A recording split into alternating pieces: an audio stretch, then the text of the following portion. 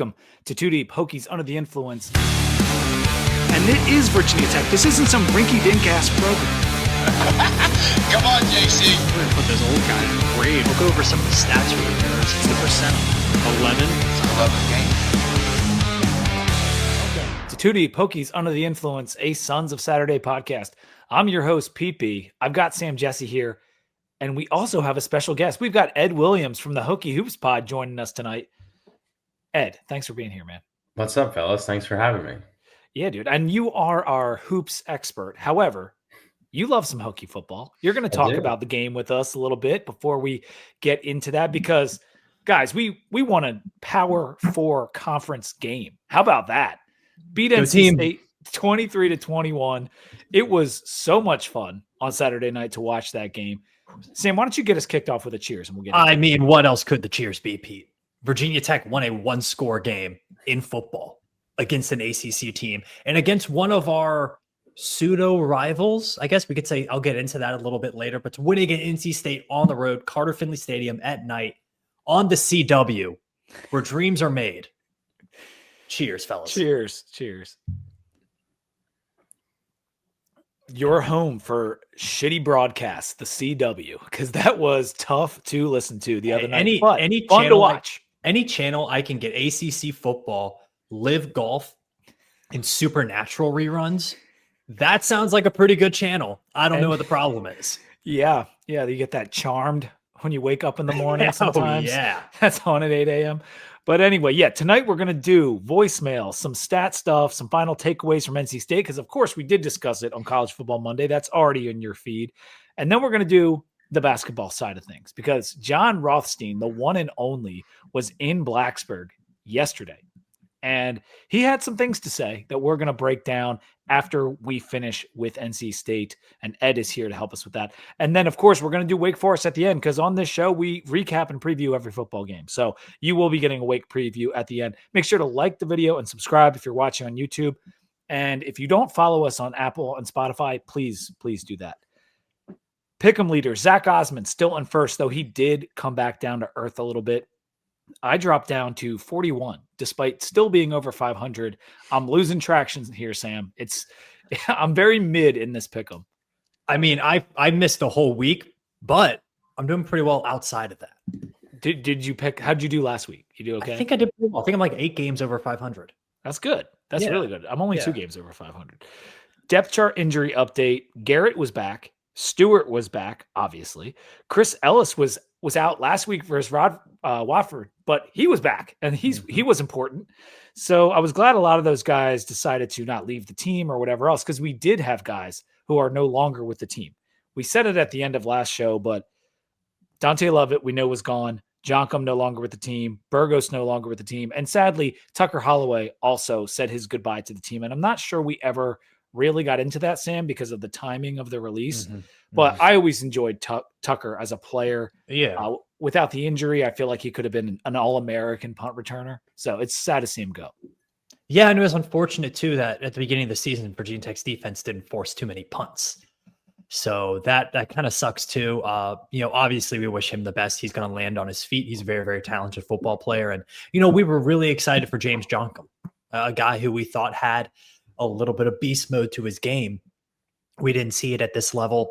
He's moved on. Michael Short, linebacker, who was getting in some playing time, leading the team in TFLs. Unfortunately for him, his last 2 coaches have been fired. So yeah, it's tough. That's tough. And that's every time we feel like we're giving too much concession to these players, keep situations like that in mind. But yeah, it's part of the journey that this program is on right now. Philip Montgomery has said that multiple times, and it's an uncomfortable truth. But you got to roll with the guys who are wearing orange and maroon. That's really your only option. And though I did say we got some guys back, out versus NC State, Woodson was still out.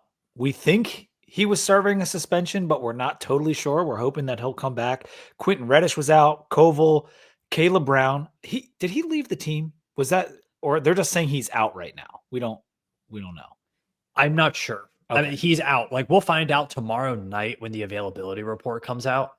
My guess is if he's no longer with the team, he wouldn't be needed to be on that report. They haven't So if said he- it specifically. Yeah, so if he's listed as out, that means he's still on the team. Brody Meadows was out, and he was in a scooter, I think, like 2 weeks ago. So I don't know when we'll see Brody. And then the other Brody, Keelan Adams was out, Chance Wiggins was out, and Harrison St. Germain was out.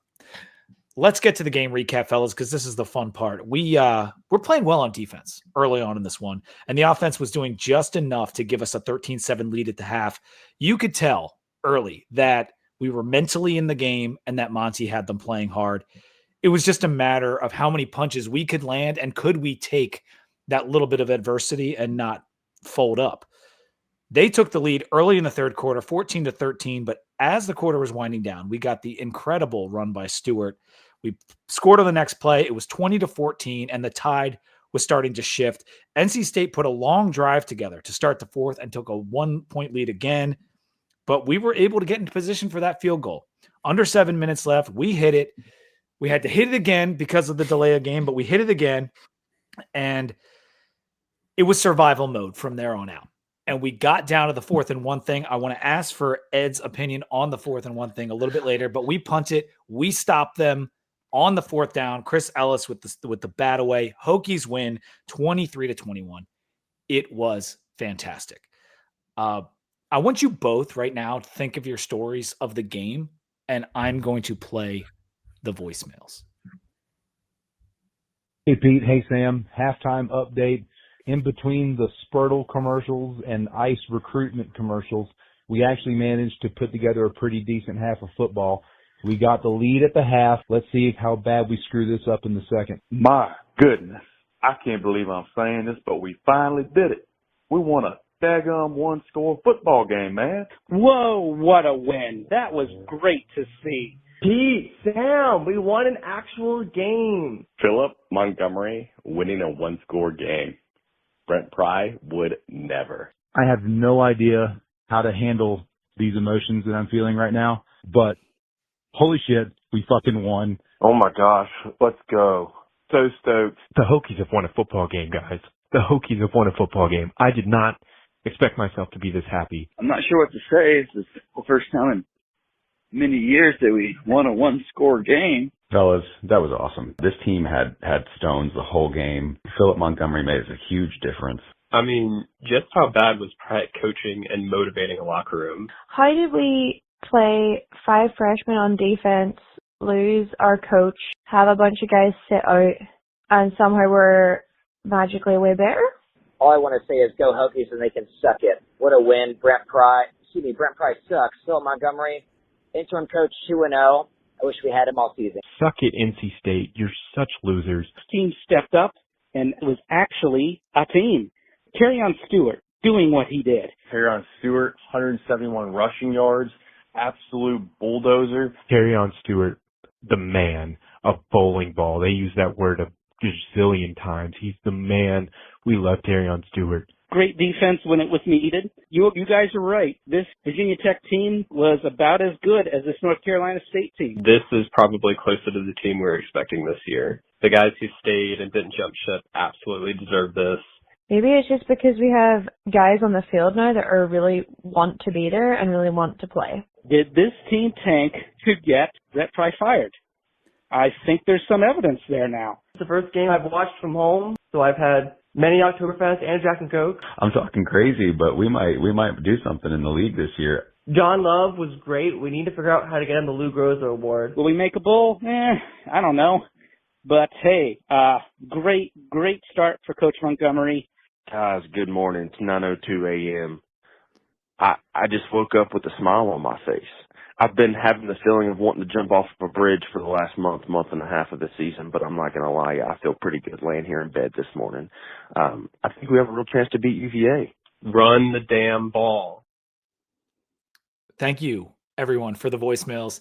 Great set of calls this week. I think I got like 15 calls. The one, Kevin from Orlando, who always calls in saying, did the team tank to get rid of Brent Pry? that was something else. I mean, the change in tone is substantial between last week. You feel, we've said it, like, you feel good for the guys in that locker room. You feel good for some of those coaches. You feel good for people around the program, and you feel great for the fans, because it does feel like, I mean, rock bottom, I don't think does it justice. I think rock bottom sounds like a very nice place compared to where Virginia Tech fans were the last few weeks. What a win. What a win, man. It was a tremendous win, and the locker room videos afterwards and everything. Ed, when you're watching that game, what would you say like your overarching story of the game would be? I don't want to like say they quit on Pry, but by the way they played and like the effort that we saw against NC State really made it seem like they may have quit on Pry. It was just like, you put up those two games next to each other on two different screens, and you look at it, you're like, this the same team? I mean, like, they played way harder. The motivation piece of that, I think, is the biggest thing here. Whatever Montgomery and his staff have been able to, I guess, get these guys to buy into, paid dividends, because again, like, you watch the Vandy game or obviously the ODU game, and then watch the NC State game. It's the tale of two different games, just completely different level of intensity. And I think that was the only difference. I mean, like, you're playing younger guys, but they're actually playing hard. It gives you a chance. For sure. Sam, what was your story of the game? My story of the game was that was exactly the Virginia Tech football team that we thought we would see at the beginning of the year. Yeah. Like, good defense, not great, but good defense, good team defense, creating some havoc plays, offensively able to run the ball with multiple guys, Kyron making a few plays, Aiden Green making plays, Benji Gosnell making plays, spreading the ball around. Like, that's almost exactly the team that we thought we would see. And in like a best case scenario for this season, right? If like, you drew up the NC State game before the season, this was it. That was how it would have looked. And so for me, it's like, I still have faith that there are good players on this roster. And this game for me cemented that. I'll add one more thing to that go too. ahead. Like, there are good players on this roster, and looking, I guess it's already October. So 2 months down the line here, there are pieces on this roster that a new coach is going to want to retain. And credit to Montgomery and the position coaches for keeping those guys locked in. Because it would have been really easy for a lot of people to jump ship and find other things for themselves in the future.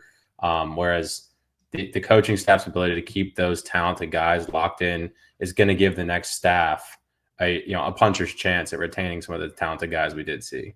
It's going to absolutely have an impact on next season with the way the guys develop and play this season.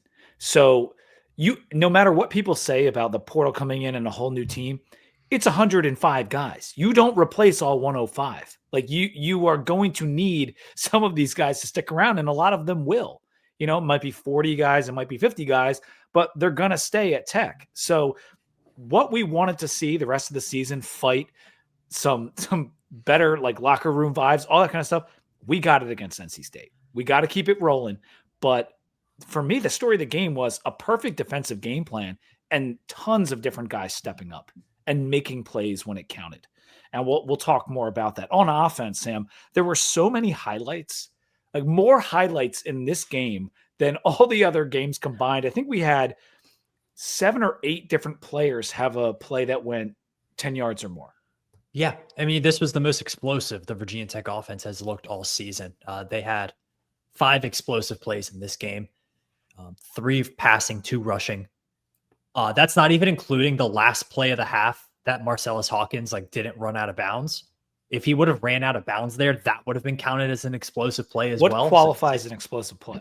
So there's 2 ways of looking at it. I think the best way to look at it is a play that has a positive expected points added.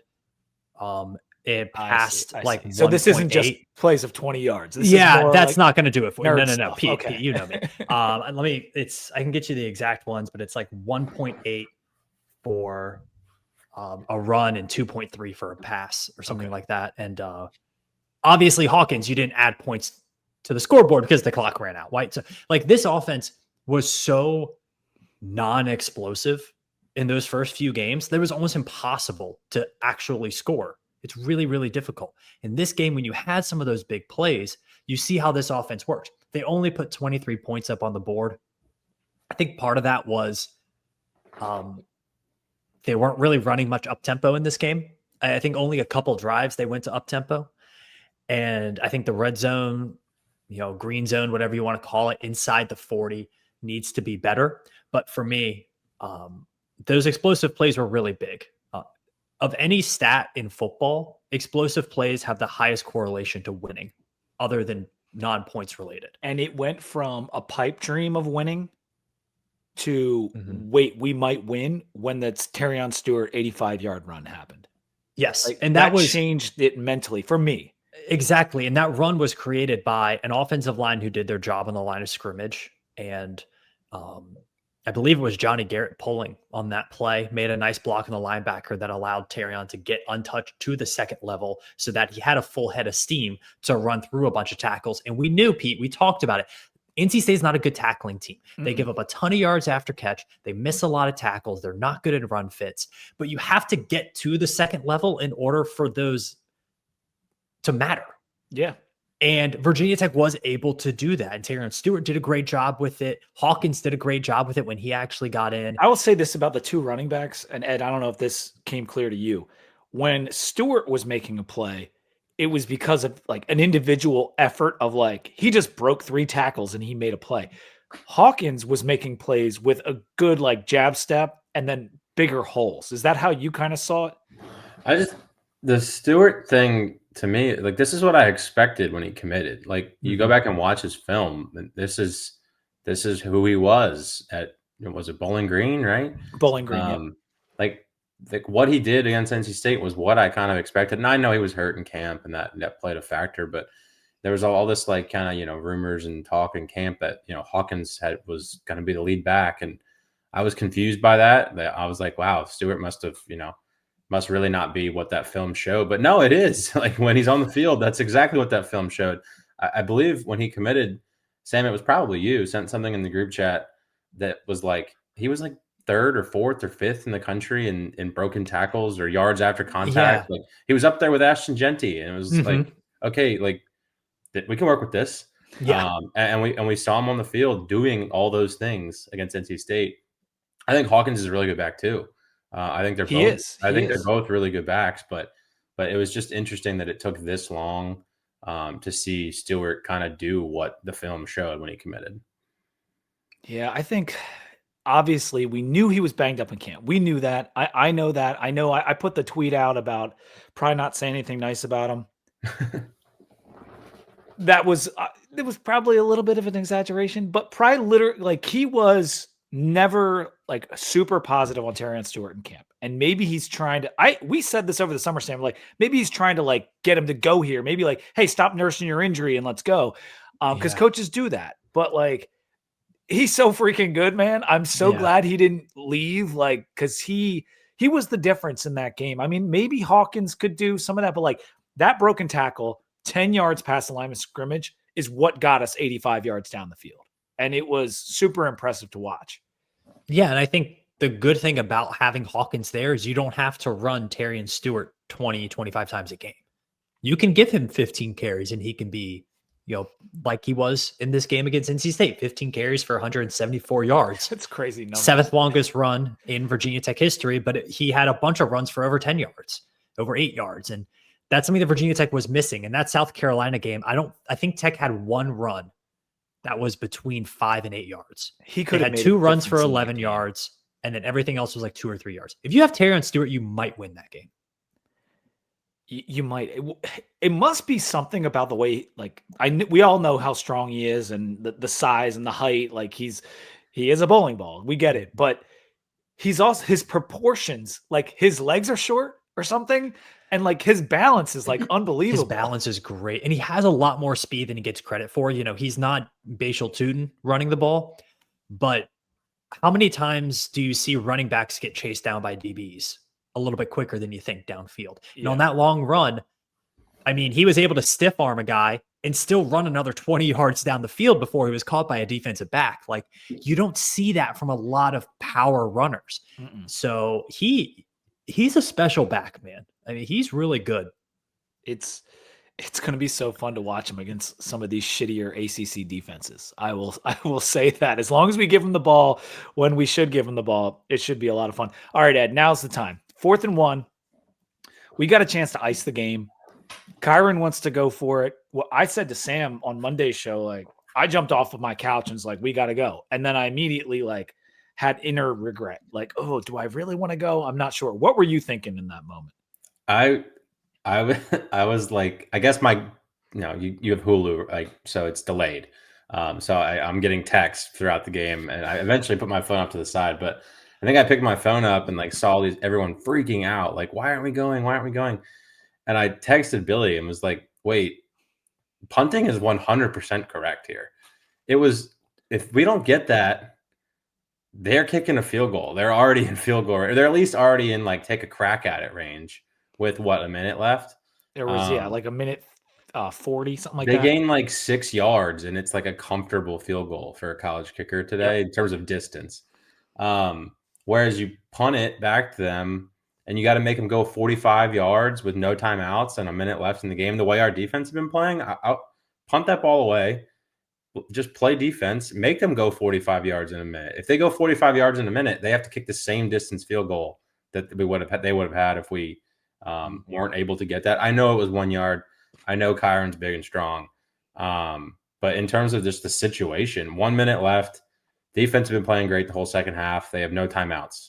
Punt that ball away and take your chances with kind of what got you into that position, which was the defense and how well they played in that second half. So I thought it was the right decision. I know it was very tempting, I'm sure. And Montgomery said as much after the game. That's why he's been a head coach in the past, because he made the right decision. Well, he didn't let anybody kind of emotionally sway him. You know, it sounded like Kyron was lobbying pretty hard to go for it. I'm sure there were others, and he probably wanted to, but had the wherewithal to take a step back and realize, wait, no, our defense has been great. They got to go 45 yards at least with no timeouts and 1 minute left in the game. We'll take our chances and punt this ball away. I thought it was the right call, and luckily it paid off. Yeah. I think I don't know. I think punting, is it the right call? Probably. I also don't think going for it is like this disastrously wrong call. Like, you have the opportunity to win it. Like, what's more likely? You pick up 6 inches on a QB sneak, or you like give up a pass interference play. And I was worried because I thought NC State was hitting these like post routes against our zone defense time and time again. They had started to grab a little rhythm on it, but it looks like they did make an adjustment because that wasn't open the last drive. So I'm glad. I think the other side, to argue Sam's point, or not that it's your point to go, but we are a team with nothing to lose. Yeah. So like there's that aspect of it too. However, what you had to lose was a tremendous effort for 58 minutes. Mm-hmm. Like, don't waste that effort, especially like Ed said, no timeouts. The defense is playing incredible, which we're going to talk about that one second. Punt it away. And when I said to Sam, Ed, that like when they did the fake, like trying to get him to jump and they didn't go for it, I was relieved. Like I was relieved. Yeah, no one jumps on that anymore. Not a soul in football jumps on that. Do you guys know, this is a little off topic, do you guys know who Sir Alex Ferguson is? Yeah. Okay. That sounds familiar. He's a former football manager for Manchester United. I mean, Okay. good enough of a soccer coach that he got knighthood. So just to put it that way. And when he would bring off superstar players like Cristiano Ronaldo, Wayne Rooney, all those guys, if they weren't pissed off that he brought them off the pitch, he would then get pissed off at them. Because he said, I need you to have that mentality that you are going to play 90 plus minutes and impact the game and win the game for your team every single time. And like he wanted people upset and pissy when they were walking to the bench for that game, because he knew that mentality is what he needed in his team. So Kyron like screaming to go for it there, to me, is like a good sign of his competitiveness and how much he cares about this and how much he says, I got this, coach, like put it on my shoulders. Even if you don't end up doing that, you want your quarterback to have that mentality. And I think a lot of us here were like kind of worried, where is his headspace at right now? Yeah. No, seems like his head's in a pretty good spot right now. I agree with that. And I think with Kyron, it's tough because he was fine in this game and he made some amazing plays. Like I wish we had thrown less. early on. And then we ended up getting the ratio pretty back close to 50-50 as the game wore on. But with him, I think he's a lot more competitive than the way his body looks on the field. Does that kind of make sense? Like his body language doesn't look good, but I think he does really care. He's pretty reserved. I think you're spot on. No, but think about this too, right? So you go for it, you don't get it. They gain 6 yards, they kick a field goal, you lose. Like you were saying, Pete, you played 58 good minutes or whatever. You lose the game. What does that do to all the buy-in you've somehow gathered from the roster over the 2 weeks as the interim head coach? You saw it. Like you saw how bought in the guys were. You saw how hard they're playing. You don't get 1 yard and get walked off like that and then have to jump on a bus and go back to Blacksburg. Man, it's going to be really hard to get those guys bought back in again. It's a good point. Just kick it away. And if you lose that way, so be it. But if you lose because you couldn't get 1 yard in a game that nobody thought you had a chance to win, that you were right there and should have won and did, I think it'd be really hard to keep guys bought in. Even though it was already really hard and he managed to do it. Doing it again would have been really, really hard. Yeah. All right, let's take a moment to talk about our sponsor. 2 Deep Hokies Under the Influence is brought to you by Jack and Coke.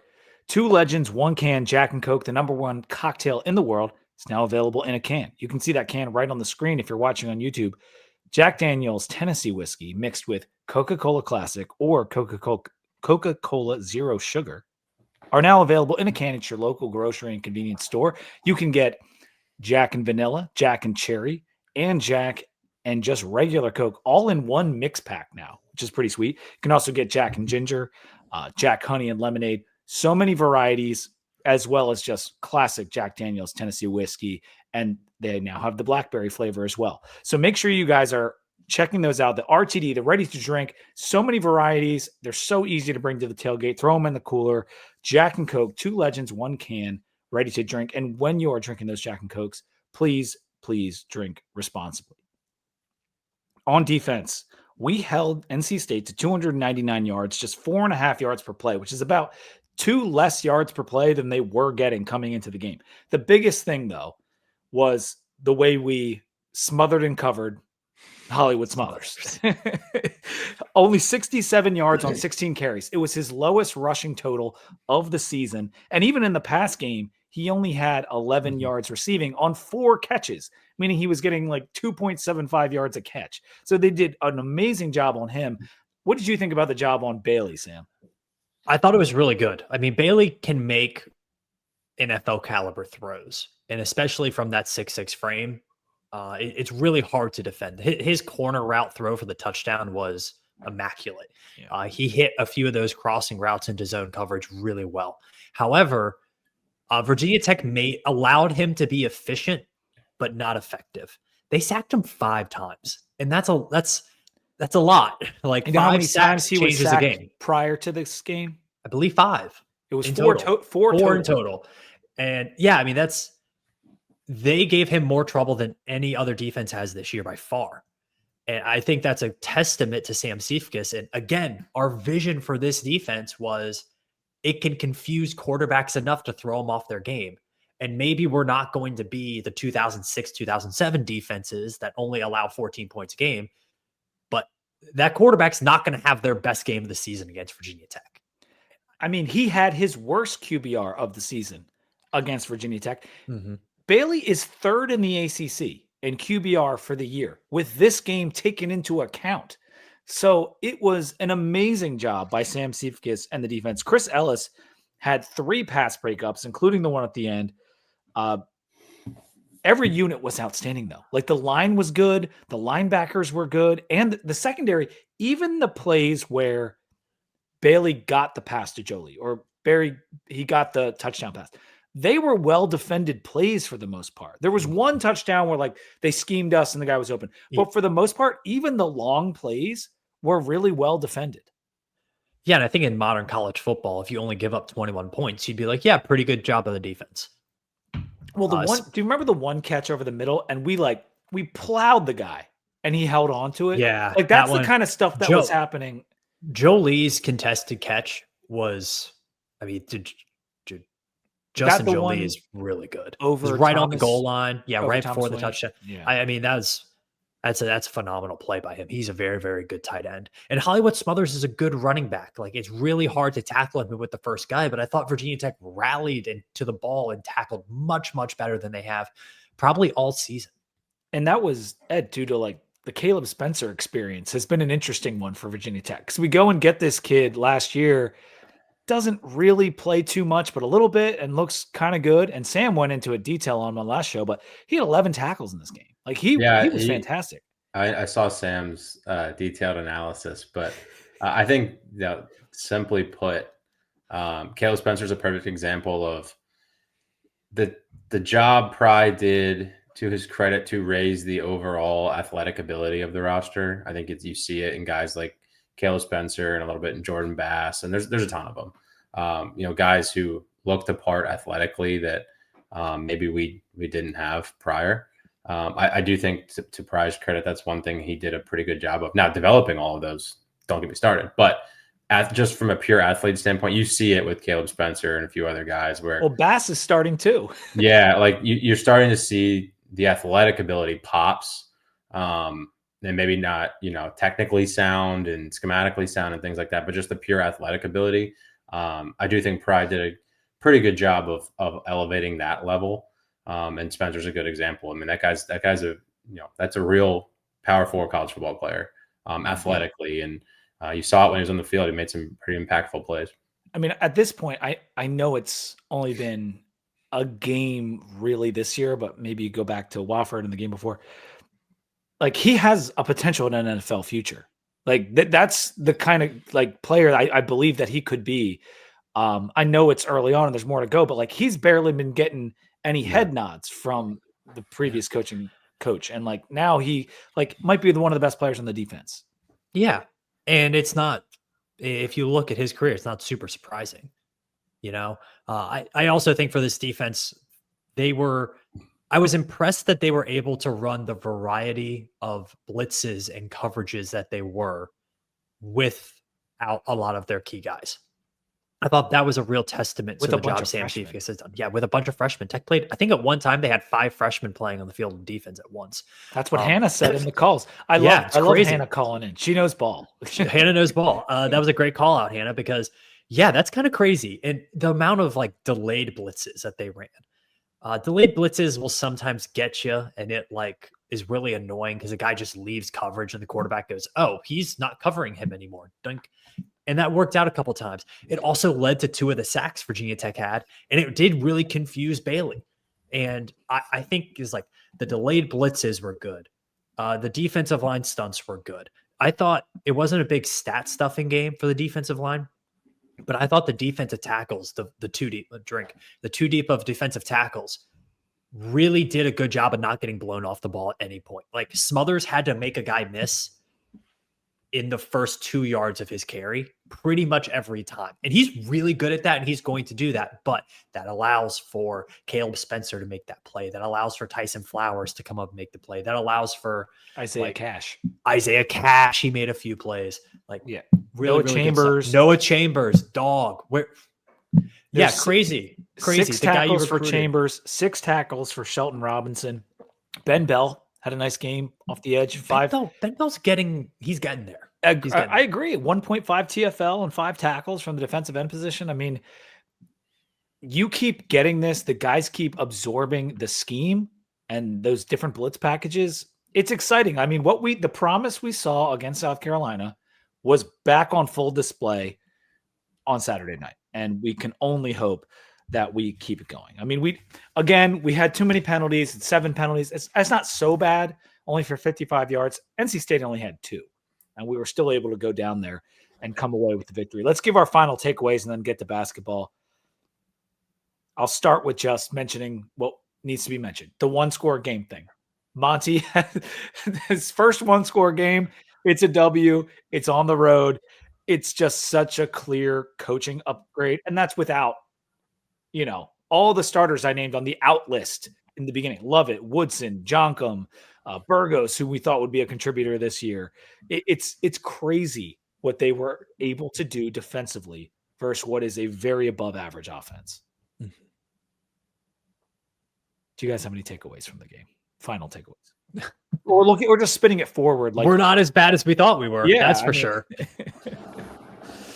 No, I don't have much. We'll see. We get the CW experience again this weekend, so we'll see if they can build on it. I mean, it was a good effort. It was they were flying around, playing hard, things we hadn't seen, and we'll see if they can carry that over into a home game and start stacking them. That'd be pretty interesting if they start stacking a few wins here. Stacking W. Hey, if Virginia Tech wins out, they win the national title. Like That's by rule, they win the national title if they win out. I mean, if we went to a bowl, it would be a reason to celebrate. Yeah, I mean, I think if you look, the schedule's still very difficult coming out. But let me mention that 4 ranked opponents on the schedule right now. That's as many as you could possibly have because the ACC only has 4 ranked teams. And even if Virginia were to lose to Louisville, then Louisville would be ranked. And so we'd still have 4 ranked teams on the schedule. So it is low key a really difficult end of the season schedule for Virginia Tech. Yeah, I mean, it's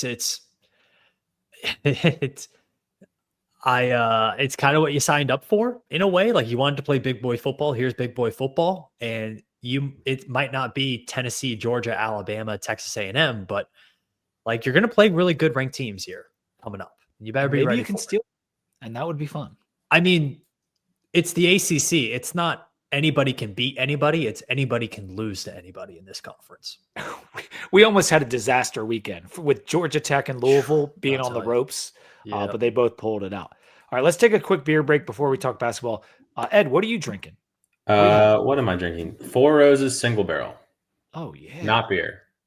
I like it. In the VT rocks glass. Gotta love it. Sam, what are you drinking? I got a fun one for tonight and a very autumnal beer as well. This is the Apple Crumble Brown Ale from Southern Tier. Southern Tier, very popular brewery in the mid-Atlantic area. It's only 5.5%, but it's definitely a brown ale. So I think it's really interesting to get some of those deeper flavors that you have from a brown ale, but without the like bourbon barrel bite to it that you sometimes get with brown ales. So it is definitely like the brown ale coloring. That's to dark. it. Yeah. It's delicious. I mean, it's not it smells like apple pie. It does. The taste isn't super apple pie. It's very hint of apple crumble pie. It's beer flavored apple crumble. Exactly. So, I really like it. Is it the best beer I've ever had in my life? No, but maybe it's 55 degrees. You're sitting next to a bonfire. You got this guy going. This in one hand, a s'mores in the other. You got your nice new 2 Deep koozie that you had with our QR code on the back. You're gonna have a good night. So the Apple Crumble Brown Ale from Southern Tier, I give it a 3.75 as like it does what it's supposed to do. And Pete, if the wacky beers we have on here, that's one of my barometers. Like, does it accomplish? That's pretty good for a wacky beer. That's yeah. I'm drinking the Dogfish Pumpkin, one of my favorite pumpkin ales every year, and I'm having this week because I'm dipping my toe in like Sam did. We're doing our pumpkin beer episode a week from tonight. Sample a few, but I've had Dogfish basically every year, and I wanted to get it out of the way. But it's always one of my favorites. It's also a brown. And the reason I like it is because you get just enough pumpkin and just enough brown ale. It's like a perfect mixture of both. It's spiced at a very reasonable level. It's not too much. And you don't come away being like, I don't want any more of that. Like you have one, you could easily have 2 or 3 and still feel like you're just having a good time drinking beer. So the Pumpkin, Punkin ale from Dogfish Head out of Delaware. Although they did sell out, but that's okay. I still love them. Yeah, this is a limited edition release from Southern Tier, so it might be a little difficult to find. So you might have to go to one of their tap houses or breweries, or go to a beer specialty store to find it. Who do you guys know who they sold to? Who owns Dogfish now? No, I do not. The Boston Beer Company in Sam Adams. Oh, so it's not that bad. It's still an American company, so it's okay. East Coast, yeah, keep it in the family. It's well, we could do a whole podcast in the beer industry. Maybe that'll be an off-season talk. Yeah, you podcast. should. That's a good idea. All right, Hokie Hoops. And I'm going to bring up my first slide because this will help us start the talk here. Back in the spring, Wow, when we had just finished up a really bad basketball season for the men, although they saved the season towards the end. Billy and Ed did an episode about this Jeff Goodman tweet. More or less, they did a whole episode based on a tweet. But what it said was Mike Young is expected to return with increased NIL. And so those resources, this was long before any of the budget talks, right, Ed? I mean, we knew that maybe the budget would come up, but this was not related to that. And so I'm not sure if they were just going to divert more of their regular piggy bank back to basketball, but this was already a step in the right direction because there was some talk of like, does Mike Young want to do this again? Is he actually a good coach? And many of you had said many times we believe in him, but this was a nice step by the school. Yeah, I think, it was completely unrelated to the recent budget stuff, obviously. From what I understand, just trying to remember what was going on back then, geez. There was a lot of conversation that the powers that be, whether that donors and then also athletic department leadership, realized the error of their ways with how this was funded last year and how hamstrung Mike Young and co were really. And they were doing a lot of heavy lifting during last season to get to a better place where the offseason was not going to be what the offseason was prior, where you lost everyone. And so credit to them, credit to Wick, credit to, everyone involved, the donors, for kind of realizing, oh, wow, this is not okay. And getting the pool of money into a position where the staff could attack the offseason, retain who they wanted, and then go out and land some bigger fish with a resource pool that was a bit more respectable. Not to, beat a dead horse. Everyone saw Toby Lawal's commentary at the end of last season. Look, from what I understand, and I could be off base here, but from what I understand, Malaja Poteet was likely the highest paid player on last year's roster. You're not going to win a lot of games that way, and that's no shot at Malaja. I think everyone knew it was bad. Truthfully, the fact that roster went 8-12 in the league is nuts. When you look at where a lot of those players are now, you've got guys who are playing, a step or two below ACC competition now, and they were playing 25 minutes a night last year, and that team somehow went 8-12 in the league. So when you look at what, this new roster has on the backs of the NIL fundraising that I think was going on basically during last season, the future should be a little brighter. But yeah, wow, I forgot about that tweet. That's so funny. Jeff Goodman blocked me on Twitter, by the way. What'd you do, Sam? I don't know. I mean, I don't think you have to do much to get Jeff Goodman to block. I think he's one of those, but I feel that. My move on Twitter is I don't generally. There's a few people I block without a doubt. I block everybody. You're a Matoma. I'm a big blocker. Yeah. I'm more of a muter. Like if I'm not responding to you anymore, it's probably because I muted you. Oh, so they're yelling into the void. That's even better. I love that. Maybe I'll do that. It's like putting them in jail. No, it's like a Black Mirror. It's like a Black Mirror episode where you can like block somebody. That's good. So the other big news of the offseason was Chester Frazier returning, which was, if people aren't aware, he came over from West Virginia via Illinois, but he had been with Virginia Tech back in the Buzz Williams days. And Chester is huge for our recruiting, right, Ed? I mean, that's like what the biggest contribution potentially from Chester, but it's also going to help our defense. I wouldn't put anything on it. I think it's just huge and sentence. Okay. He's a great basketball coach. He's been great everywhere he's been. The impact on the floor, statistically, from the time he was at a place to when he's not at a place, or vice versa, is noticeable. And then, yes, the recruiting piece of it is huge as well. But yeah, just a great basketball coach, period. End of sentence. It was a huge get by Coach Young to, as he said in his first media appearance of the year, drive over to Morgantown and ask, unannounced, he said, and ask Chester Frazier to come back. That was during the time when West Virginia's coach was taking the job at Indiana, I believe.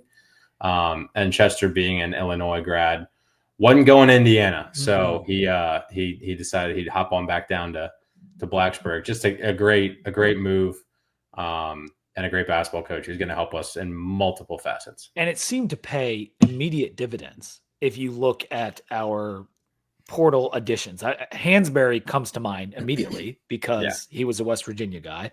But then there's the Nicholas Avdalas piece of this, which I'm not so sure who all was involved in the recruitment and who wasn't. But we got a huge piece. And that was something else that the palpable buzz. John Rothstein on Twitter yesterday. Palpable buzz in Blacksburg surrounding foreign import Nicholas Avdalas, 6'8" and has an incredible feel. A much better shooter than Igor Demon was last season for BYU. A gifted offensive talent. Will have a great season for Virginia Tech. And it's funny, Ed, because in our conversations, you often compared him to Igor as well. That was like I think my comparison was more in just the path, like, come over here, do 1 year in college, get drafted thing. That was kind of the talk was he wants to do that and follow that same path. But Sam, go ahead before I have a few more things. Yeah, what a shot at Igor Demit. Like, yeah, right. Come on, dude. Like, he's a good player. He's in the league now. We don't need to. That's funny. What was he drafted? I want to say it was it higher than I thought it was going to be? Because I was not the biggest Demon guy. I liked some of the other prospects better, but he definitely had. Yeah, he went. That's what it was. He went higher than a lot of people were expecting.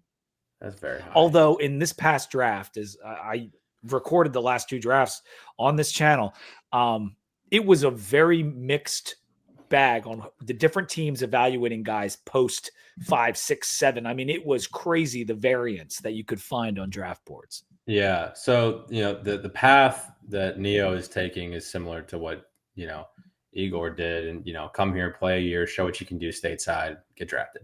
I do want to double back on Amani Hansberry for a second. So sure.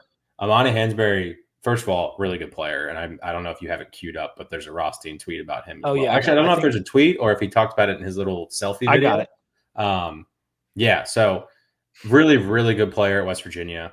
Kind of big and physical when you watch the tape there, but it sounds like he's slimmed down a little bit while maintaining some of that strength.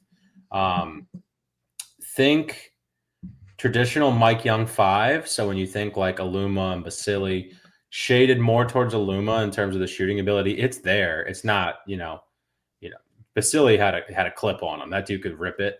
And I don't know that Hansberry's 3-point ability is quite as strong as Basili's, but it's probably Aluma-like.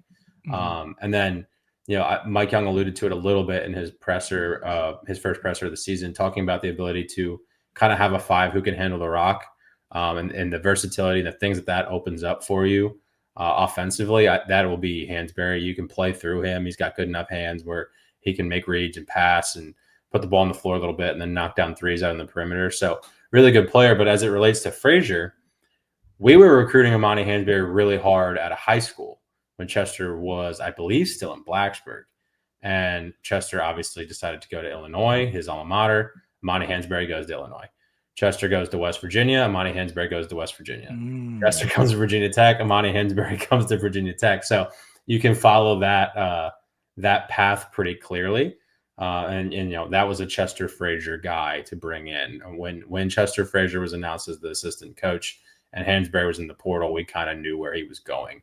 The Neo thing is such a big deal for so many different reasons that I'm unclear fully on what the connection was.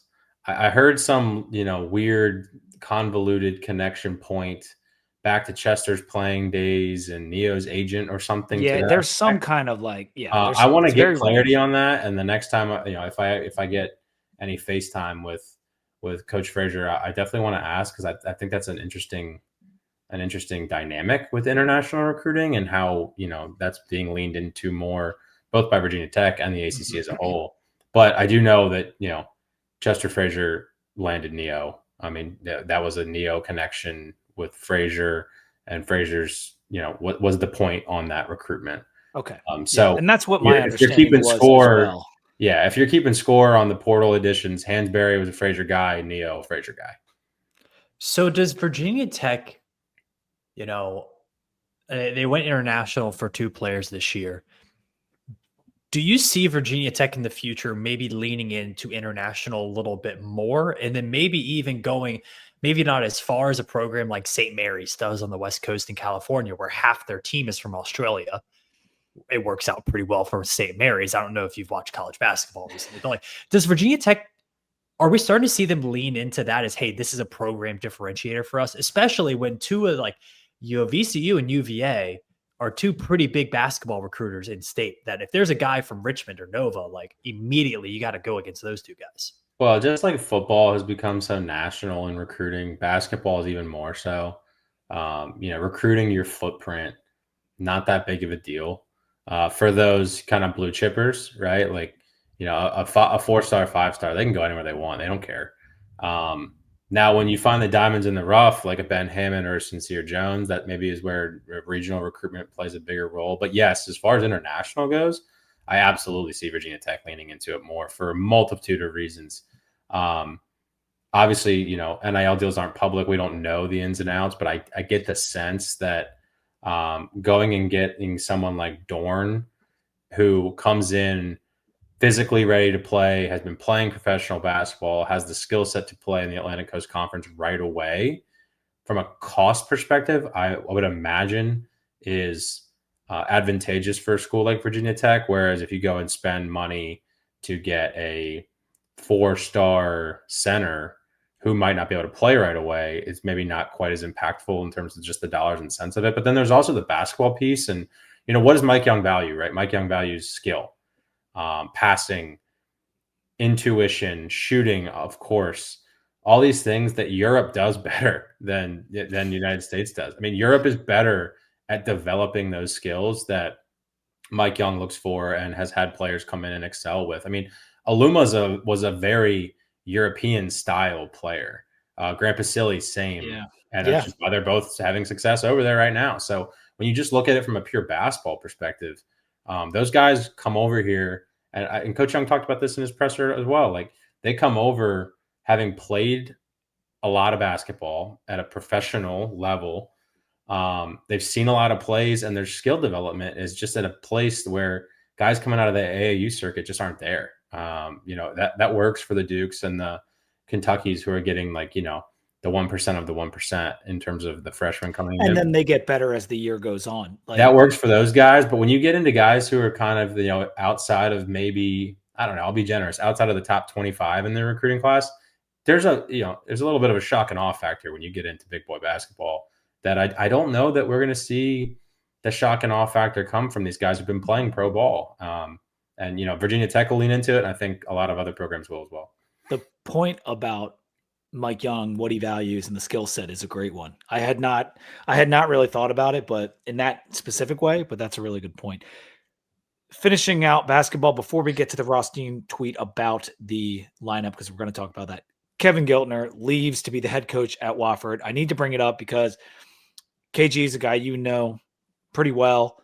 He had been with Coach Young forever, and then Wofford has this stupid scandal, and in the same week we're playing them in football, they lose their basketball coach, and they come and take one of our favorite sons in Coach Gilner. So what are your thoughts on him leaving? I know we replaced him with a coach from Boise State, which seems promising, but just a word on KG.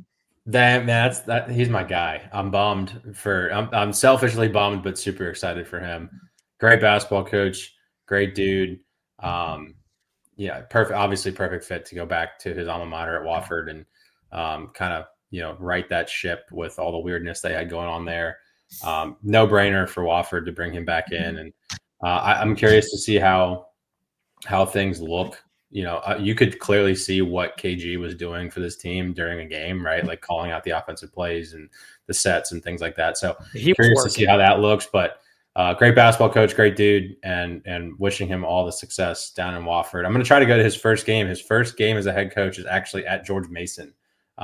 Sick! Fairfax. That's awesome. So I'm going to try to get up there and see that one. But very excited for him, man. Bummed for us, excited for him. That'd be really cool. Yeah, my first reaction, when the story broke about Wofford, we knew he was going to be a one of the top candidates. But my first reaction was like, I'm shocked it took this long. Yeah. Because everyone speaks so highly of him. And I mean, sticking around as a high assistant coach with the same head coach for that long is unheard of in college athletics. Yeah. So I think it's a testament to Mike Young and how he is as a leader and manager, but also a testament to Kevin Gilner that he was retained for that long. Think about this. When they met, Gilner was probably 18 or maybe even younger from a recruitment perspective. I believe they had 1 year apart between recruiting and going to Wofford and his departure to go back to Wofford as the head coach. I think they had 1 year apart where KG went and played pro ball.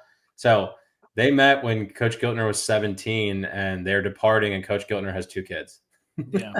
It's a testament to I mean, it's like a second dad, right? And that's so cool. Like, it's just so cool. So cool. All right. Finally, the lineup. Let me pull this up because Rothstein did us a favor and created some conversation. Early prediction on Virginia Tech's 25-26 starting 5.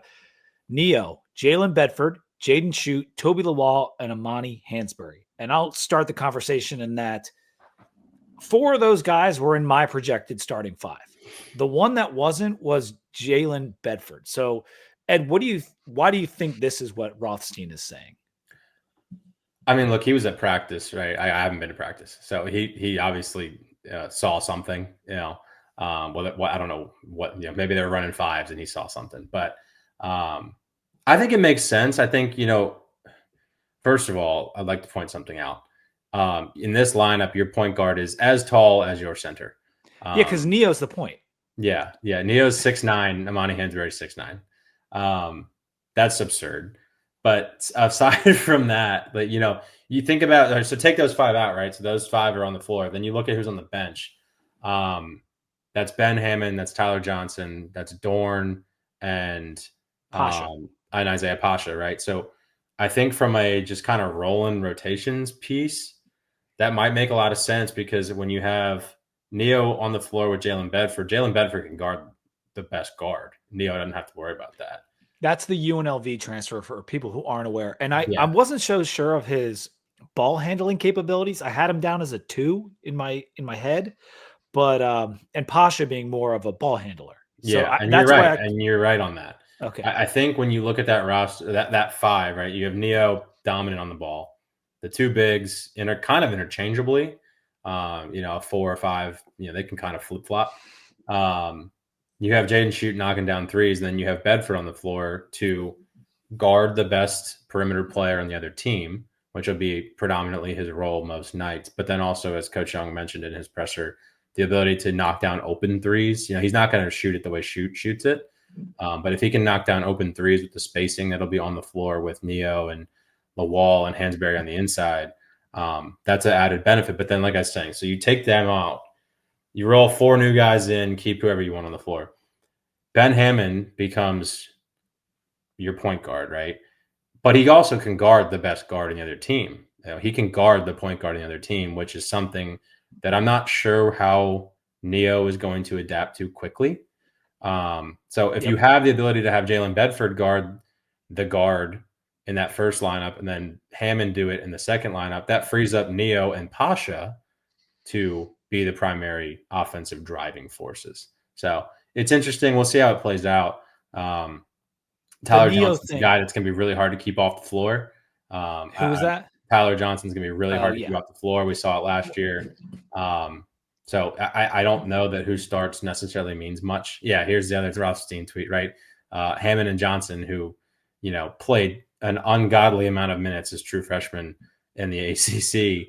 They all of a sudden go from being, call it your second and third best players last year to coming off the bench. Think about they're amazing. Yeah, getting those 2 guys back. When we were talking about it this summer, Toby was a given that we wanted Toby back, but we were like, we want Ben Hammond, we want Tyler Johnson back, and they are going to play a lot and be very important for this team. And getting Pasha, who was the CAA Player of the Year or Freshman of the Year, I think it was. Yeah, and that's huge. It's huge to have scoring off the bench too. Like a lot of teams, they don't have good scorers off the bench, and those minutes are kind of a lull. And Virginia Tech does have scoring off the bench.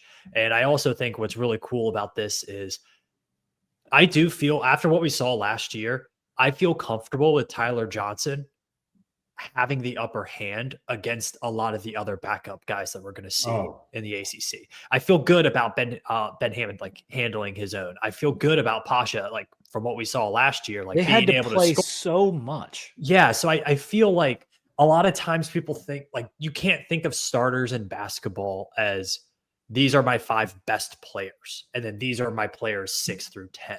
It's not always how it works. Sometimes you are saying like, hey, maybe this is my 4th best player, but I'm going to hold them back because I can run my offense with these 5.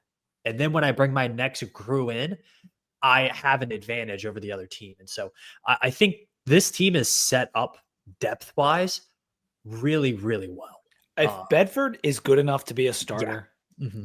that's great. That is absolutely fantastic for our team because I wasn't really necessarily counting on that. And I do think there's a little bit at play there with what Sam just said in that he's a 5th-year senior too. You gotta right? choose the lineups that are going to work better. And we don't know if Mike Young thinks the same as John Rothstein. We don't know that, but it's a fun thought process to kind of think, okay, how will they pair these different rotations and whatnot? Because we haven't even talked about Gerdak and we don't have time, or Dorn, or even a lot about Lawal, who I think him and Neo, I mean, this could be appointment television for ACC. Like it really could. I know they're not household names for 99.9% of college basketball fans, but like they will be. Like they really will be, I think, as we move through the season. And it's a tough schedule. I mean, we're going to have we got Bahamas, we got Providence, the ACC slate, there's a lot to look for here. The ACC did us no favors with our road slate. The road slate, dude. Oh my gosh. Hey, you build up some tourney resume here. Yeah, well, Let's they're gonna go. have chances because we play every good ACC team on the road. It's nuts. And they got us playing UVA December 31st, I think it is, or like sometime when our students aren't back. Is that right? It's bookended. We play them first game in the league and the last game in the league. It'll be packed and it'll be allowed regardless. Yeah, okay. I'm not worried about it. No, it's a lot of good roster problems to have. I would say from a lineup perspective, though, like don't keep an eye on who starts, keep an eye on who finishes games. Yep. I think Bedford, from just a logical, who should we roll out there as our first 5 perspective, makes a lot of sense. I think the same logic can be applied to shoot. Logically, just traditionally, those 2 fit around Neo, Lawal, and Hansberry as complementary starters. But good luck keeping Ben Hammond and Tyler Johnson off the floor. Yeah, for sure. Dude, that was great. And I'll probably cut that as a Hokie Hoops little snippet for YouTube too. We're trying to get a little tasting menu out there for people because basketball is coming. Me, Mike, and Ed will be back on the mics in not too long for the Hokie Hoops pod. And I'm looking forward to it because, hey, if we did it last season, Ed, we can do it this season. Everything should be easier than that. So yeah. Last year it was hard to get up and record at some of those times, but hey, we did it. We stuck with them in the bad times, and hopefully it pays dividends this year. For sure. Do you want to stick with us to Wake, or do you want us to cut you loose, big boy? No, because if I sit here and listen to it, then I don't have anything to listen to tomorrow. So I'm going to leave so that I can listen to y'all talk about this game later. Okay, buddy. All right, Ed, thanks a lot for being here, man. That was awesome. Absolutely, we'll talk to you, man. See y'all later. Later. All right, fired Sam. up for basketball season. Yeah, man. I mean, that just got me juiced. Like that lineup, the options we're going to have, it's fantastic. Okay, Rowback. 2 Deep VT, all one word, all caps. That's the code. Make sure you're using it anytime you want to buy that Sandman. You want to get yourself a polo. You buy your wife one of those little dresses they have. Rowback has you covered. They have every college out there. Hit it up. Use a new email. Get 20% off. Do it again and again and again. 2 Deep VT. Wake Forest. Let's talk some Demon Deacons. It's homecoming. It's Orange Effect. Are you going? No. You're not going? No, I'm not going. I got to be in New York, but I am not going. My family's going. You go to a lot of the games, so I go to a lot of the games. My family is going. I'm trying to be at Cal for sure. Be at Cal, but hey, if you're going to be in New York, I know we have some New York Hokies listening. Shades of Green in Manhattan. Be there for the watch party. Every single TV is going to be on the CW watching the Hokies at 1:00. So be at Shades of Green. I'll be there. Come say hi. Nice. Now, Wake is coming off a really tough loss to Georgia Tech this past weekend. We talked about it on College Football Monday, but they all but had that game won. They were up big, and Haynes King started doing his thing, and then there was a non-call that could have ended the game. Wasn't meant to be for Wake Forest. They lose. But they're not nearly as bad or inept as I thought they might be over the summer. Jake Dickert, the new coach, took over for Dave Clawson, and he has come in there and instantly made them decent. Like the offense is okay. The defense is way better than I thought it would be. What have you thought of the Demon Deacons so far this year? Yeah, I think I'm impressed so far with Jake Dickert. He's a very, very good football coach. We knew that when they hired him. The job he did at Washington State was phenomenal. One of the tougher places in the country to win, and he did a good job of that. They had so much player turnover. They had so many question marks, and they've been competitive. They are 0-2 in the league, and they were up on NC State and then just couldn't play defense. And in this game, they were up again and they couldn't play defense. Yeah, and that's true. I think you're seeing, we'll talk about this a little further, but they are a better defensive team than they are offensive. However, I think their defensive skills they're not going to last 60 minutes defensively. They don't have the depth. They're a very, very thin team. They're very one-dimensional offensively. I think they still have some fundamental issues that make it hard to compete for 60 minutes at this level. Yeah, you said they've lost the 2 games in the league. They're 2-2 on the year.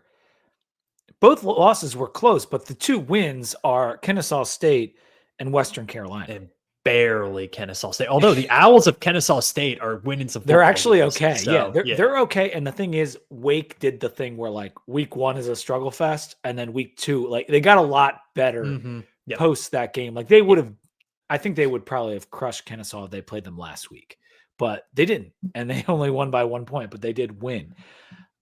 On offense, they're 44th in yards per play, 87th in offense on SP+. So the advanced stuff is a lot less high on them due to the opponents. What do you have? Yeah, so yards per play offensively not very good. Defensively, they are very good. In terms of their net offensive yards per play minus defensive yards per play, they're plus 2.33. That's 16th in the nation. Now, caveat that with, there's your average. Let's go to our volume. They're on defense a lot more because they punt a lot on offense.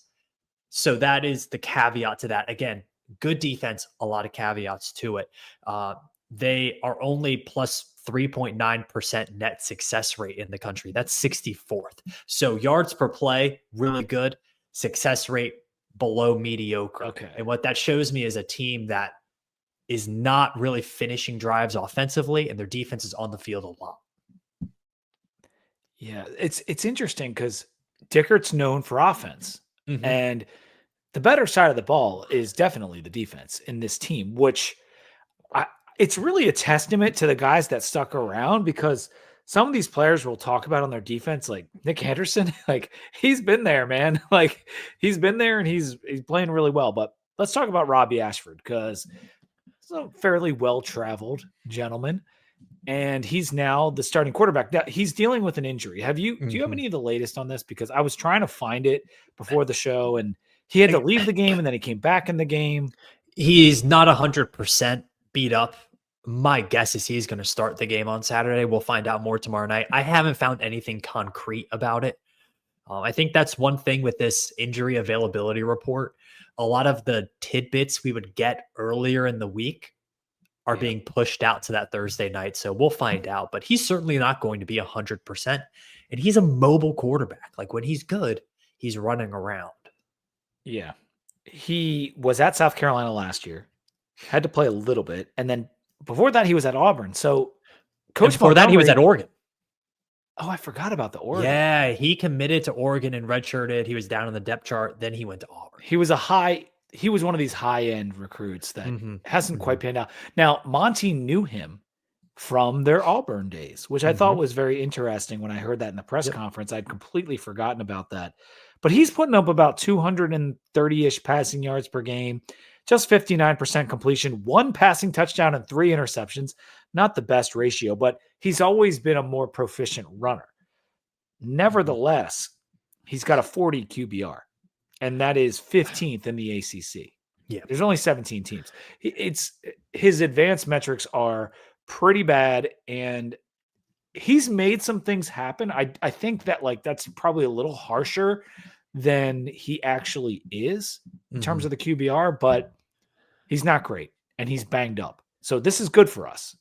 Yeah, I mean, this offense is all about the running back. It's all about Claiborne.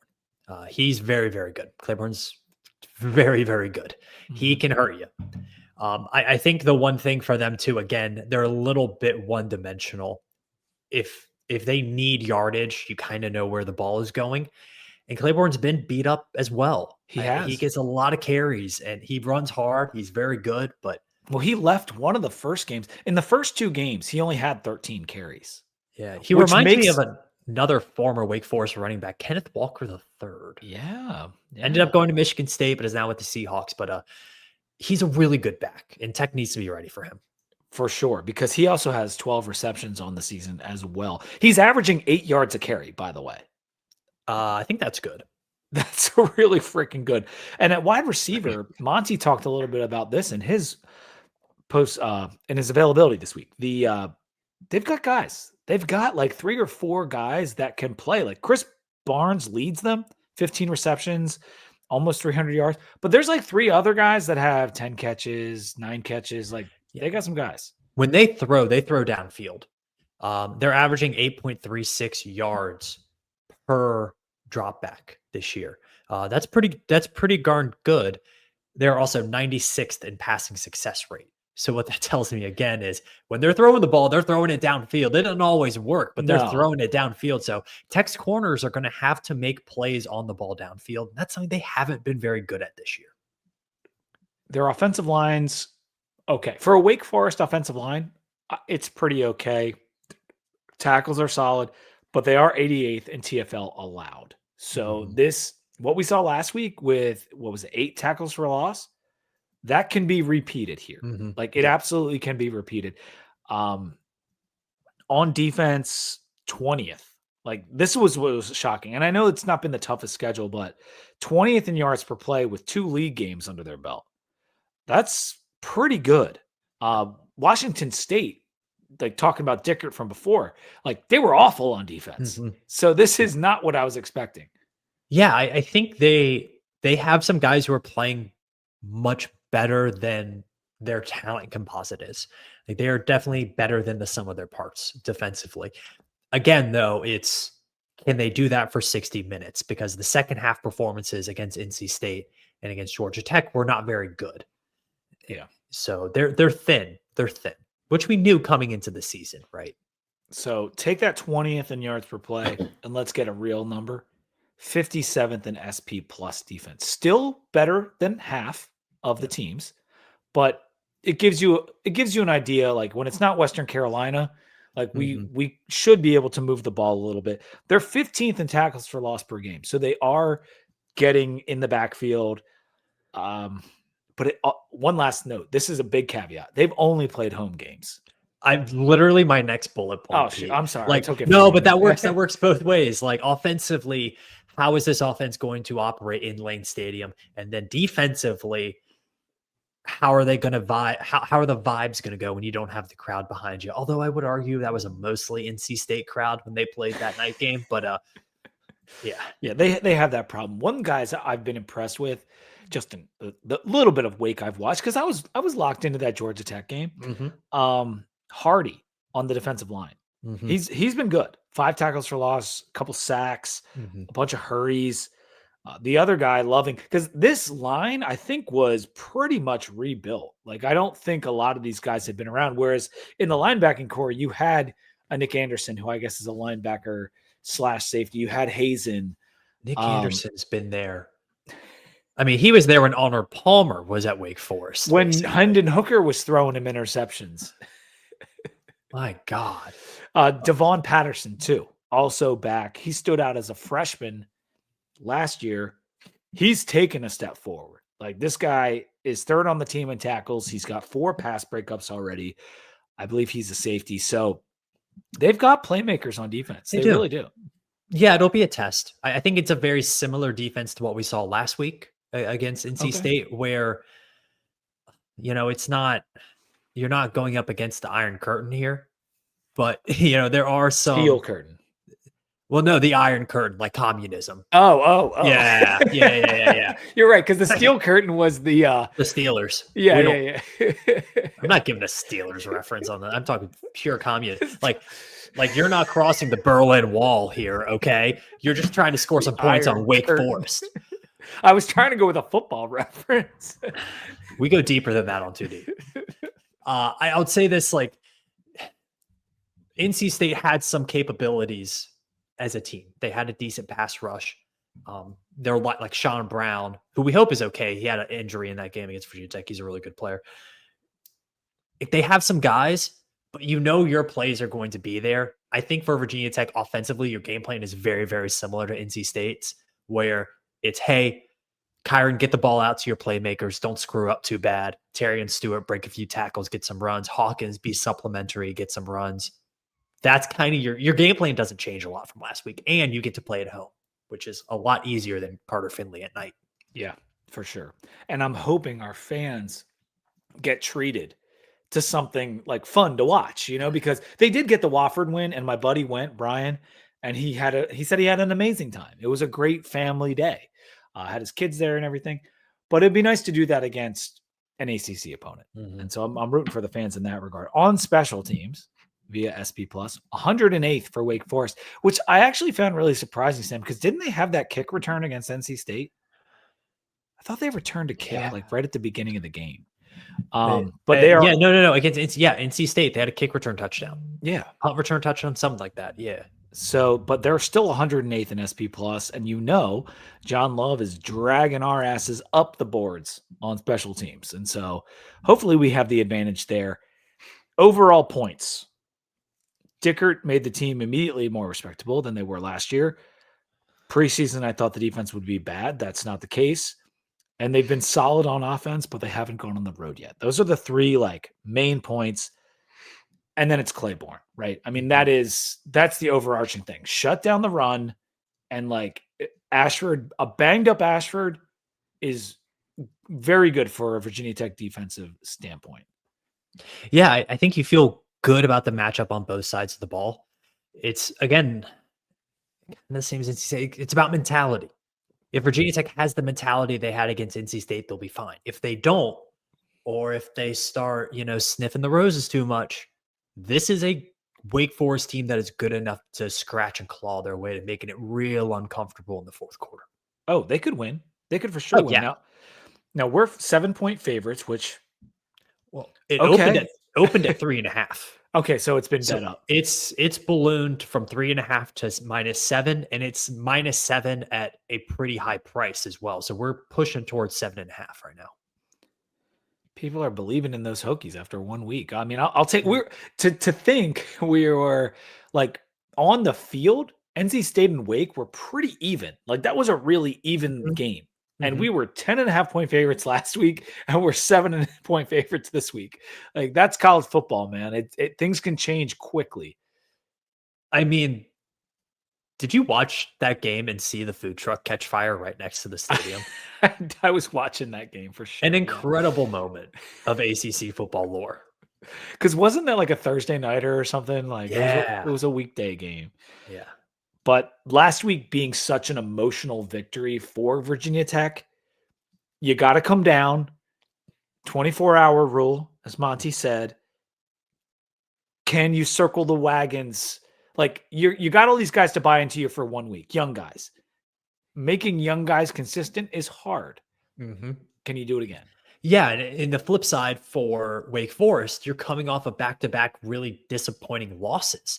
One of them to one of your rivals in NC State, the other one a game that you should have won. The refs screwed it up. You should have beaten Georgia Tech.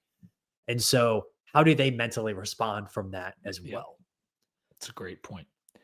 So I mean, it's homecoming. It's Orange Effect. Go out there and win the game. We got to get this one. It's one that we, if we're going back to before the season thoughts, if they're valid again, this is a game we picked to win before the season. Like we thought we'd win it. Yeah, I mean, this is one of the ones that you Sharpie W. Yeah. I just hope they do. I have some friends, I think, going down. I was supposed to go to this game. 3 games happen. It's a long trip. We've got family in town, so I'm not going to the game, but I am, like Sam, trying to get down to Cal. And so hopefully we'll both be at the Cal game with Coach Holmes and Billy Ray and Pat and the whole crew. That would be a lot of fun, but I am going to miss homecoming. I know Brett's going. Some other friends are going. So enjoy. Have a great time. Take it all in. Even if we don't win the game, enjoy it because honestly, man, I could live off the last win for a couple weeks, but of course I want more. Like I want to win like that. The NC State win really just, it really helped heal me in a lot of ways. Yeah. It was like an adrenaline shot. Yeah. You needed it. It was like that 1 p.m. cup of coffee, like just hit the spot. So nugget I'll put for this game is Wake Forest has been outscored 24-6 in the third quarter versus their FBS opponents this year. An opportunity. I don't think it'll be a blowout early, but there is an opportunity after halftime for Virginia Tech's depth to show, adjustments to show, and you come out and you score a couple touchdowns in that third quarter. They were outscored by 17 against. Let me check. They were outscored by 17 against NC State in the second half, and they were outscored by 20 in the second half against Georgia Tech. So there's an opportunity here in the second half for Virginia Tech to extend their lead and maybe get a little more comfortable. And I think if we commit to the run, like we can run on this team. I know they've been solid against the run, but I think Virginia Tech can run on every single team left on their schedule. That's not Miami. Yeah. Yeah. I think they absolutely can. I mean, it's what we've seen from the running backs and what we've seen as the strength from an O-line that's improving. I think you're right. And Terrion might have to break 11 tackles every game, but he might be able to do that. So let's give him the ball and let's find out. Week 6 picks. These are from the Pick'em. We got Texas going to Florida. The line is 7.5 on the Pick'em, Sam. Florida underdogs. I think I'm taking Florida. Am I crazy? No, you're not crazy, but give me Texas. I think Florida's on quit watch for me. That's the problem. And Texas is on, you haven't seen us at our best yet. I just think that Florida defense, if they get their best defensive showing, Arch is going to have a really tough day. I mean, if Texas's defense gets off the bus, Florida's going to have a tough day. Fair. So it is a very trappy game. You got the Red River Shootout next weekend. You got all the, but give me the horns. Vandy at Bama. In the Pick'em, it's Bama minus 10.5. God bless you. I think I'm going Vandy. Oh, God, go Vandy. I mean, it's just they have been rolling. Pavia is like third in the country in QBR. It's third in the Heisman race. I mean, it's crazy. It's really insane. And Bama just got a really big win and body blowed, right? So this is a good spot for Vandy. It really is. I think you're one factor if you want to go Bama. I'm picking Vandy. If you want to go Bama minus 10.5, you got a little bit of that revenge factor going on. Yeah. And we saw this last year from Vanderbilt. Some games, their offense just didn't work. True. Does it happen in this game? I think you're playing roulette if you're trying to bet it that way. For me, though, give me 10.5 points on two teams that I think are, I can't believe I'm saying this, but two teams I think are pretty even. It's crazy, right? To like even think of it. But like Vandy's been so good this year. They have been so good. And I'm not something. Just saying do you want to pull up? Us. Actually, this is a great time to pull it up. Do you want to pull up that picture I sent you? That screenshot for people on YouTube watching. This will be much better, and I'll try my best to explain it. But this is a chart showing the opponent adjusted expected points added per play. And what this means is it contextualizes yardage in terms of how many expected points you would have on that drive. I'll point out the Hokies to you. They're all the way at the bottom, which means Their In the middle defense at the bottom. Yeah. in the middle. So average offense, literally average offense, median offense, and then second to worst defense in power conference. And and what we need to recognize by any of the Virginia Tech stats, because this has happened in SP Plus too. Only 5. I think you have to throw out 2 of our data points. Like, Yeah, I know that's tough. that Yeah. that sounds stupid, or at least 1.5, because after halftime of Vanderbilt, we stopped playing football for a game and a half. Yeah, and if you look at Wake Forest here, significantly worse offensively. They're in the upper left quadrant, but they've done a little bit better defensively. So I think you're seeing a team who's defensively looking pretty average, looking good, but offensively struggling a bit. Vanderbilt, all the way to the right. Yeah. Offensively, this has been the second best opponent adjusted offense in the country. Jesus. No thanks to Better us. than Oregon, better than Florida State, better than Bama, better than Washington, better than Mizzou. Crazy, like significantly. This is a really good, now pretty mediocre on defense so far, but man, they can score some points. They are special. Okay, we'll leave this up while we pick Boise and Notre Dame. Well, Boise's not on this chart right here, but Notre Dame's minus 17.5 in this one. Too many points, dude. I think it's actually all the way up You can to like see 20. Notre Dame right where Tennessee and Baylor are. Yep. I mean, that's too many points, I think. Yeah, I think so it's too. all the way up in Vegas. It's all the way up to like 2-3 touchdowns. No way. It's too many points. Boise can run the ball really well. Give me Boise to cover that. Yeah, I think I agree with you there. Mm-hmm. Texas Tech at Houston. That's 4-0 Houston. 12.5 point underdogs at home. No respect for Houston's home stadium. You were drinking something Cougar juice earlier, weren't you? What was it called? That was my backup beer, but I don't know if you can hear, but I'm kind of under the weather right now, so another carbonated beverage probably isn't the best thing. But Houston should have lost to Oregon State. Houston has not played a very difficult strength of schedule. I think this is a better Houston team than we think. However, I also think Texas Tech has college football playoff semifinal capabilities. Give me the Red Raiders comfortably in this one. Oh, wow. Okay. Yeah. Coming off a bye week too. I like Houston. I feel like they did escape last week without a doubt. They escaped. But then you get off that escape and then all of a sudden maybe you can recollect yourselves. I'll take Houston, but there is a chance for a Texas Tech blowout, but I'm going to take Houston here. The other games that aren't in the pick'em but are of note is Miami at Florida State. Florida State 4.5 point underdogs at home.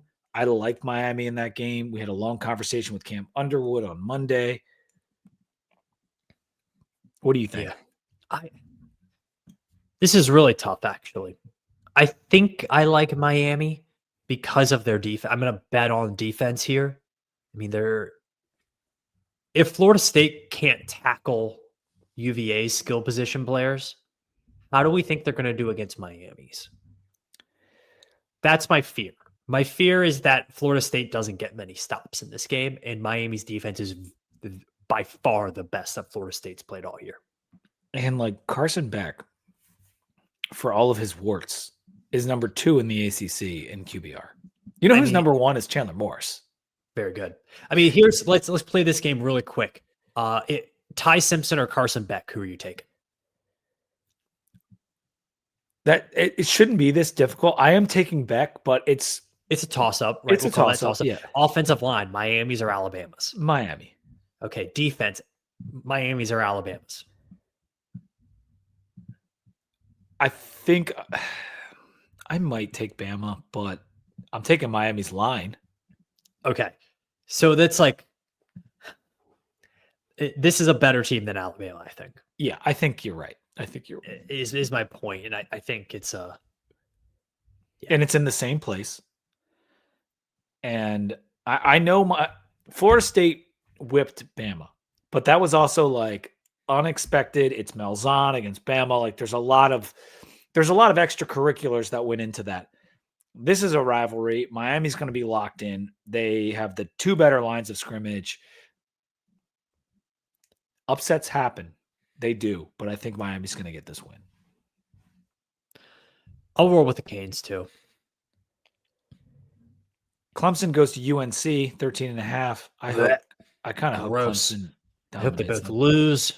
And then UVA at Louisville. That's the last ACC game I wanted to mention. Louisville, 6.5 point underdogs. Wait, 6.5 point favorites at home. Take off orange maroon glasses. Do I think UVA is going undefeated? No. Where's their best chance to lose the rest of the season? This game at Louisville. Louisville, underrated home field advantage there when it has a big game. I like Louisville. I don't think we've seen the best from the Cardinals yet. I do think we've seen the best from the Wahoos. Emotional letdown game. Give me the Cardinals at home by 12. Yeah, I think 40-28. The way this sets up for Louisville, because they had a bad game, but they still won. UVA gets the most emotional UVA victory in 20 years. This is a Louisville coverage spot. The first thing I'm doing when I land at LaGuardia is betting Louisville spread. Because you can't bet it in VA. Yeah. That's funny. All right. That's going to do it for picks. That's going to do it for the show. That was great, man. We did NC State. We did My voice basketball. survived. That's good. Yeah. You can probably hear the sniffles coming, but my voice survived. Yeah, I was not feeling tip-top either. I drank way too much and clowned around for days and days, and it caught up to me over the weekend. But feeling better now. Done podcasting for the week, and I'm grateful to you because that was a long September of a lot of bullshit, and it ended the best way possible with a Hokies victory.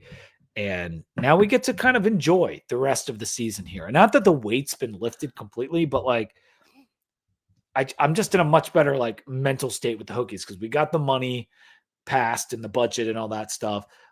We'll have a new coach at the end of the year, and the team has some heart. Like that, like this is what we want. This is as good as it can get in terms of where we've been over the past month. This is best case scenario. 1-0 in ACC play. Touchdown favorite going into game number 2 and homecoming. I mean, can't ask for much more than that, Pete. Is it really that far-fetched to think the Hokies could be in Charlotte? Like this conference. Yes, that is actually. The conference is just like a joke, though. I mean, best teams almost lost last week. Pittsburgh won the ACC and finished the season 7-7. It can happen. Yeah, I mean, this conference is so weird. I think Miami's by far the best team, but we'll find out on Saturday. Maybe they're not. I mean, who knows? In any case, make sure you're subscribed, Spotify, Apple Podcasts, all that Charlotte talk. I might have had too much beer tonight, but hey, 1-0 in ACC play. Sons of Saturday YouTube, Sons of Saturday on their feed. They got Billy and Pat are turning out content just like we are week after week. So make sure you're checking out their stuff. And until next time, check out the website as well. sonsofsaturday.com. Oh, great articles. We got Paul Patera writing articles. We got Rich. Who are the other guys that are putting out stuff every week? Well, we're going to have basketball stuff is going to start soon. We got media credentials approved for Charlotte's. We'll have basketball stuff coming out as well. Justin Cates is on there. Some new Cheers and writers. Jeers. Is that Cheers and Jeers? Yeah. That's one of our favorites. Mhm. And until next time, when we're hopefully celebrating a homecoming victory, go Hokies. Go Hokies.